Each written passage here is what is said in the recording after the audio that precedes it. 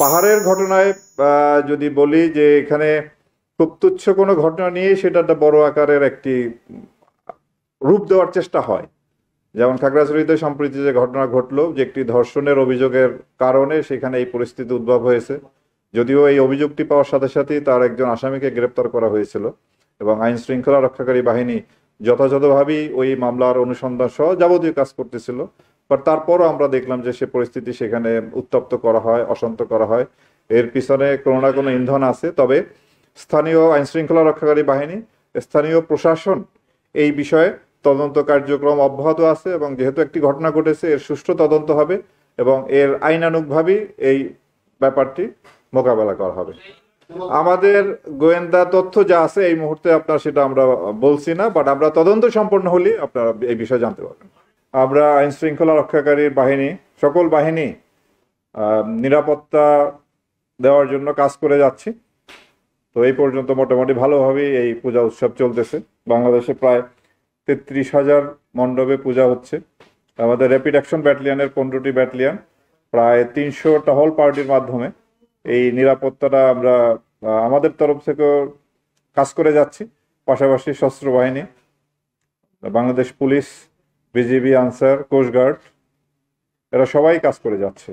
আমরা আশা করি 2 তারিখে বিজয়ী দশমীর মাধ্যমে এই পূজার সমাপ্তি ঘটবে এবং আইন শৃঙ্খলা পরিস্থিতি আপনার স্বাভাবিক থাকবে, ভালোভাবেই সম্পন্ন হবে, সেটা আমরা আশা করি।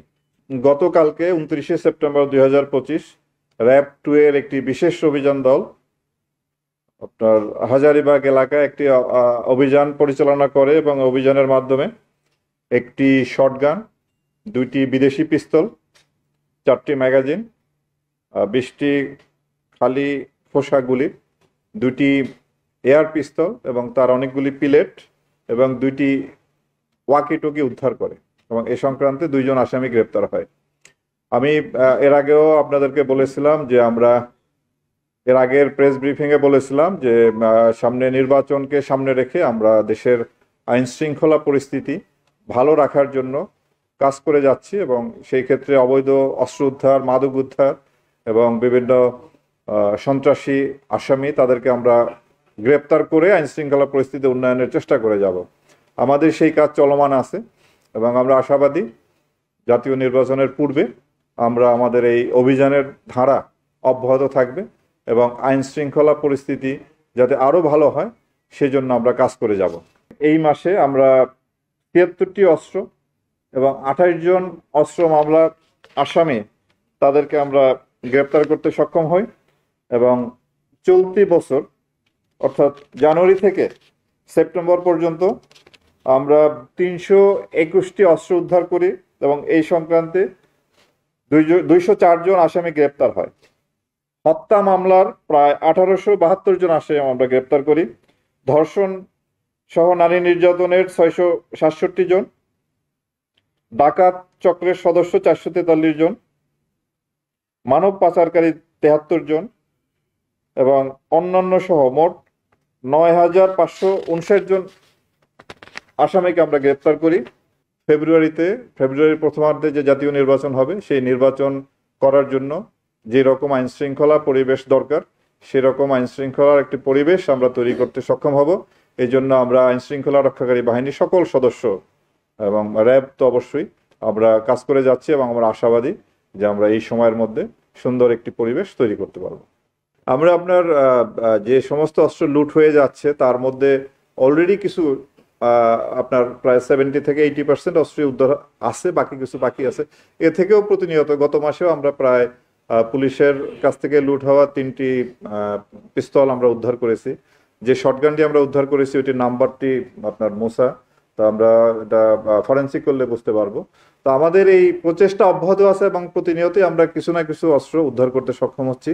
বাইরে অস্ত্র থাকা এটা সত্যি সত্যি আমাদের জন্য একটি চ্যালেঞ্জ। এই চ্যালেঞ্জটি আমাদের মোকাবেলা করতে হবে এবং প্রতিনিয়তই আমাদের অভিযান জোরদার করে যে সমস্ত লুণ্ঠিত অস্ত্র সহ অবৈধ যে অস্ত্র আছে এগুলি আরও উদ্ধারে আমাদের সচেষ্ট হতে হবে এবং আমরা সেই প্রচেষ্টা গ্রহণ করে যাচ্ছি। আপনার মোহাম্মদপুর ঢাকার মধ্যে ক্রাইমের একটা হটস্পট, এটা আমরা সবাই জানি। তো সেখানে র্যাব, পুলিশ, সেনাবাহিনী সবাই মিলে আমরা কাজ করে যাচ্ছি এবং প্রতিনিয়তই সেখানে অভিযান চলতেছে এবং উল্লেখযোগ্য সংখ্যক আপনার আসামি আমরা গ্রেপ্তার করি, অস্ত্র উদ্ধার হচ্ছে, সেখানে মাদক উদ্ধার হচ্ছে।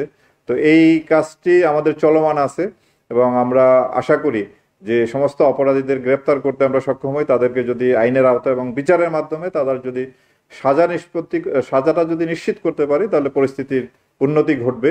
তো এই সাজা আপনার একটা মামলা হওয়ার পরে তদন্ত করে বিচারে পাঠালে সেই বিচার হইতে একটু সময় লাগে। তো এই যে সমস্ত আসামিদেরকে আমরা গ্রেপ্তার করেছি তাদের যখন সাজাটা নিশ্চিত হবে তাহলে পরিস্থিতি এসছে একটু ভালো হবে আশা করি।